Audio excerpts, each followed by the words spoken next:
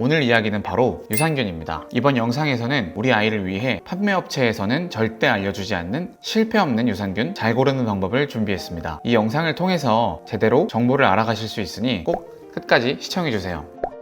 먼저 내용을 시작하기 전에 왜 이렇게 사람들이 유산균 하면서 그렇게 챙겨 먹는 걸까요? 쉽게 설명하자면 장내의 세균이 구성에 따라서 우리 몸이 굉장히 영향을 많이 받기 때문입니다. 장내 세균의 구성에 따라 살이 잘 찌는 체질이 되기도 하고 통증 질환이 생기기도 하고 심지어는 우울증 등의 원인이 되기도 합니다. 그래서 장내 유익균을 늘리고 유해한 균을 줄이기 위해서 유산균을 섭취하는 것인데요. 그럼 아이들도 유산균을 과연 먹여야 할까요? 결론부터 말씀드리자면 아이들도 유산균을 먹이는 것이 좋습니다. 신생아일 때 아이들은 어머니로부터 물려받은 미생물만 가지고 있다가 이유식을 시작하게 되면서 여러 음식을 먹기 시작하죠. 그 뒤에 장내 유해균이 출현하기 시작합니다. 또 생각보다 활동량이 많지 않은 아이들의 경우 배변 활동에 어려움을 겪는 아이들이 참 많습니다. 그렇기 때문에 특히 배앓이를 자주 하는 어린이들에게도 유산균을 먹여주는 것이 좋습니다. 그럼 이제 우리 아이들을 위해 어떤 유산균을 골라야 할까요? 첫 번째로 보장균수의 숫자가 충분한 제품을 선택해야 합니다. 여기서 보장균수란 소비기한 동안 제품이 보장해줄 수 있는 살아있는 균수를 의미합니다. 여기서 중요한 건 단순히 투입균수가 많은 유산균이 아니라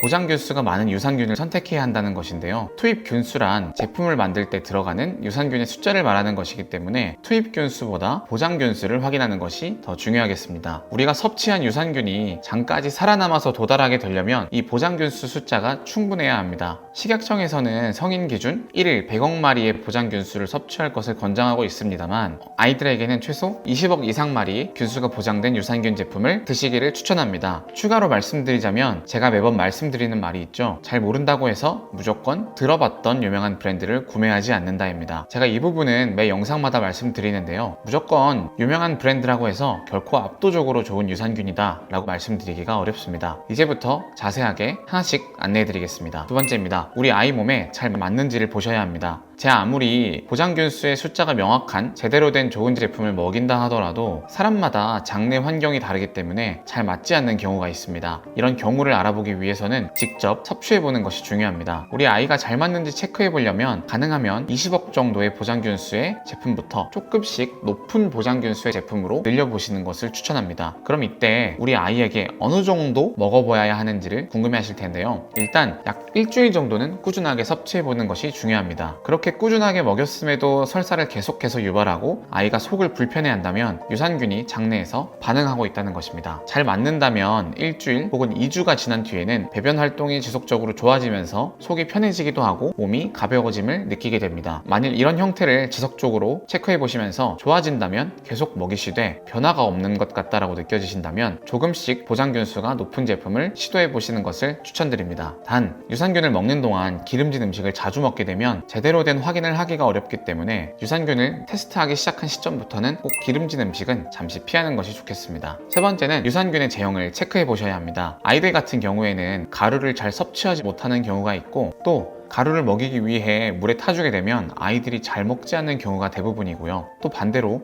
가루를 입에 털어 넣으면 기침을 하는 아이들도 참 많죠. 그럴 때마다 바쁜 아침 혹은 일상 중에 아이에게 물을 계속 챙겨주면서 먹이기란 정말 쉽지가 않습니다. 그래서 가루 외에도 다양한 제형이 있지만 아이들이 먹기 좋은 드랍형 혹은 튜어블 제형들이 있습니다. 우선 저는 처음 유산균을 접한다면 튜어블로 드셔보실 수 있도록 하시는 것을 추천드립니다. 아무래도 아이들이 더 편하게 먹을 수 있어야 부모님들도 편하시기 때문에 꾸준히 먹기 때문이죠. 다만 아이가 가루를 먹기에 어려워하지 않는 시기가 될 때에는 천천히 가루형으로 바꾸시는 것을 추천드립니다. 네 번째는 보관 방법에 따라 제품의 퀄리티가 차이나는 것은 아닙니다. 각 제품들의 보장균수는 보관 방법을 떠나 각자의 방식으로 균수가 보장되어 있는 형태로 보관이 되어 있습니다. 특히 특정 업체들은 제품 보관 방법에 따른 이러한 이점들을 어필하는 업체들이 있습니다만 물론 냉장 보관을 할 경우 안정적으로 균수 확보가 가능하다고 알려져 있기는 합니다. 하지만 각 제조사의 기술력이 워낙 뛰어나기 때문에 제조사에서 이야기하는 보장된 균수가 확보되어 있습니다. 그렇기에 각 제품별 보관 방법을 따르시면서 보관하시는 것을 추천드립니다. 다섯 번째, 꾸준하게 먹을 수 있도록 부담스럽지 않은 금액의 제품을 선택하세요. 유산균은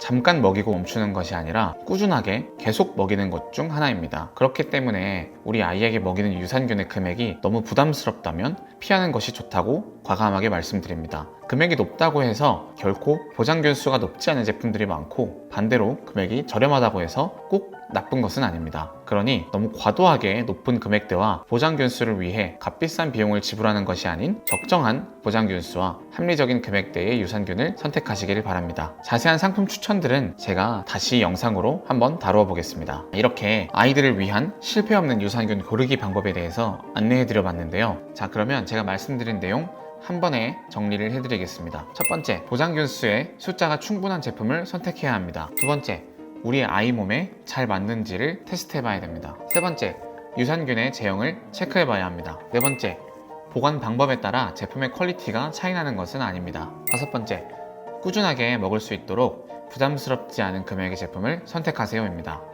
어떤 상품을 찾더라도 어떤 것이 좋은지 잘 모르는 경우가 많고 아이를 위해서 구매했다가 먹지 않아서 버리는 일들도 참 많고요. 그런 것들을 볼 때마다 제대로 된 정보를 알지 못해서 어려움을 겪고 계속해서 비용을 지불해야만 하는 부모님들을 보면 참 마음이 아팠습니다. 제 채널에서 어머니들이 겪는 그런 시행착오를 줄여가실 수 있도록 좋은 정보를 계속해서 전달해 드릴 테니까요. 꼭 구독하셔서 다양한 영상들 빠르게 받아보시기를 바라겠습니다. 다음 영상에서는 말씀드렸던 것처럼 이러한 기준에 맞는 유산균 제품들을 찾아서 추천하는 것과 추천하지 않는 유산균 제품에 대해 제가 자세하게 조사해서 안내해 드리도록 하겠습니다. 이번 영상도 좋으셨다면 구독과 좋아요도 부탁드리겠습니다. 부모사전이었습니다. 감사합니다.